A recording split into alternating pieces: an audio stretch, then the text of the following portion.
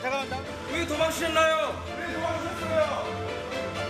피해자한테 미안하지 않으세요?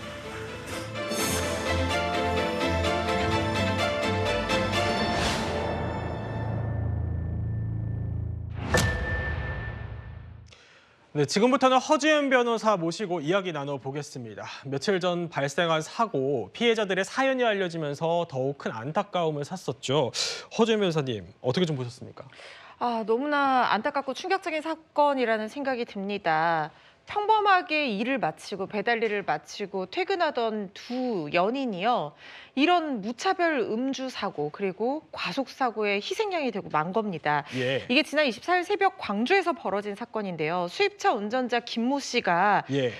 이 다른 지인의 수입차를 탄 다른 지인의 차량과 함께 한밤중 도심에서 서로 추격전을 벌이는 공도에서 추격전을 벌이고 있었다는 거예요. 네. 그러면서 앞서 서행하던 오토바이 뒷부분을 속도를 줄이지 않고 그대로 충격하면서 저 장면이군요. 그렇습니다. 이 피해 오토바이가요. 사고 충격이 엄청나게 컸던지 무려 100m 넘게 150m가량 날아갔다고 합니다. 형체를 알아볼 수 없을 정도로 부서졌는데 사고 차량, 그러니까 피해 차량에는 앞부분에 오토바이를 운전하는 남성과 뒷부분에 그 남성의 여자친구 20대 연인이 타고 있었는데요. 배달 일을 하고 있었다고 합니다. 새벽 늦게까지 배달 일을 마치고 둘이서 다정하게 퇴근을 하면서 우리 돈 모아서 앞으로 결혼할까 이런 얘기를 나누던 그런 평범하고 미래를 꿈꾸던 다정한 연인이었다는 거예요. 그런데 여자친구는 그만 사망을 하고 말았고요. 남자친구도 지금 중상을 입고 병원에서 치료 중이라고 하는데 아직까지 여자친구의 죽음을 모르는 상태라고 합니다. 목격자 얘기에 따르면 그렇게 많이 다친 와중에도 살려주세요 하더니 여자친구는 어떻게 됐나요? 죽었나요? 이렇게 물을 정도로 여자친구를 사랑하고 걱정했던 것 같은데 그렇기 때문에 유족이 여자친구의 사망 사실을 도저히 알릴 수가 없는 상황이라는 거예요. 그런데 이 남자는 여자친구의 죽음을 모르는 채 마치 이 사고가 자신의 잘못인 것처럼 내가 만약에 다 나으면 여자친구가 당한 고통을 평생 동안 노력해서 다 갚아주고 보듬어주겠다 이렇게 얘기하고 있다는 사연이 전해지면서 많은 사람들이 너무나 안타까워하고 있습니다. 그렇군요. 그런데 이 운전자 도주 이틀 만에 붙잡혔다고 들었습니다. 그렇습니다. 예. 사고를 내고 아무런 구호 조치 없이 그 자리에서 추격전을 벌이던 다른 그 지인의 차를 타고 광주에서 대전까지 바로 도주를 했습니다. 예. 그리고 이 대전에서 현금을 이용해서 버스라든가 공항 리무진 버스를 이용해서 인천공항으로 갑니다. 왜 인천공항으로 갔냐면요. 해외로 도피를 계획했기 때문입니다.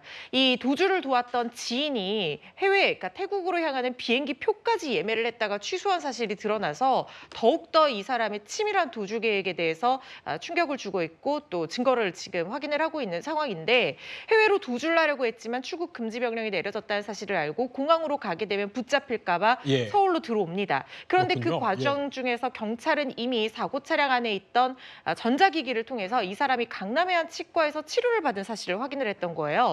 진료 기록자 명단을 조사를 해서 강남 일대를 수색하고 있었는데 배회를 하다가 붙잡혔고요.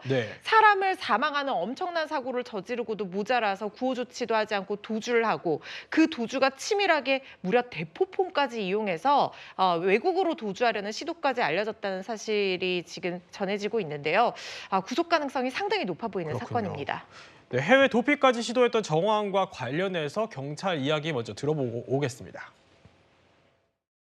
인천공항에 간 게 출국하려고 갔겠죠. 일단 저 이제 출국 금지돼 있으니까 못 갔고 어떤 형태로 이제 출국이 안 됐다는 거예요. 이번에 체포된 조력자는 서울에서 만나서 휴대폰 주고 돌아다녔던 거 그 관계에 의해서 이제 긴급 체포한. 이종훈 평론가님, 이렇게까지 해서 도망을 치려고 했던 이유가 뭘까요? 네, 알고 봤더니 오전 1시부터 술을 마셨다고 합니다. 이 일행들은 그래요? 2시간 동안이나 술을 마셨고요. 그러니까 본인들이 음주운전이다라는 걸 인지하고 있었고요. 두 번째는 뭐냐면 차가 저 정도로 부서질 정도로 충격이 컸다. 즉 사람을 치었고 그 사람이 죽었을지도 모른다라는 걸 역시 인지하고 있었다는 겁니다. 결론적으로 말씀드리면 음주운전인데 사람을 죽였다. 그리고 본인의 어떤 얘기 관계에 따르면 경찰 사이렌 소리가 들렸다 이렇게 얘기하거든요. 네. 즉 두려움이 앞섰다는 겁니다. 그래서 도망을 쳤다고 하는데 그 직전에 있었던 게 하나 더 있습니다. 외제차 2대가 경주를 했어요. 서로 경쟁적으로. 예. 10분 전에. 그러니까 그렇게 속도가 빠르게 경주를 하듯이 그것을 즐겼다는 겁니다. 그 사실까지 인지를 하고 있었으니까 아마 경찰에 만약 잡히게 되면 내가 어떻게 될까라는 두려움이 앞설 수밖에 없었겠죠. 그렇군요. 조 부위원장님, 그럼 이런 경우에 궁금한 게 그럼 김 씨에게 음주운전 혐의는 좀 적용이 될 수 있는 겁니까? 일단은 쉽지 않아 보입니다. 이틀 후에 경찰에 연행이 됐기 때문에 예. 아마 혈중 알코올 농도 측정을 할 수 없었을 거고요. 아, 그렇군요. 그렇기 때문에 이제 도주를 했다가 이제 검거가 된 건데 네. 통상 이런 경우에는 음주운전 혐의를 적용할 수는 없습니다. 그래서 특가법상 일단 도주치사죄로 구속영장을 청구를 했는데 음주를 했다는 사실은 부인하지 않는다고 하면 또 특가법에는 위험운전 치사상죄가 있습니다. 예. 그러니까 술을 마시고 정상적으로 운전할 없는 상태에서 운전을 하다가 사고를 발생해서 사망에 이르거나 상해를 발생시킨 경우에 처벌하는 조항이 있습니다. 이런 경우는 만약 이 두 가지 법조 적용이 다 가능하다면 이 중형이 선고가 예상이 되는데 위험운전 추사상죄도 술을 먹었다는 사실만으로는 뭐 혐의 입증이 부족하고 실제 술을 많이 마셔서 운전이 정상적으로 불가능하다는 것을 이 수사기관이 입증해야 되기 때문에 과연 이제 거기까지 이를 수 있게 수사가 이루어질 것이냐 이제 이 부분은 아마 이 범인이 이 진술 과정에 술을 몇 잔 먹었는지 이걸 객관적으로 입증할 수 있을지 여부가 문제가 될 것 같습니다.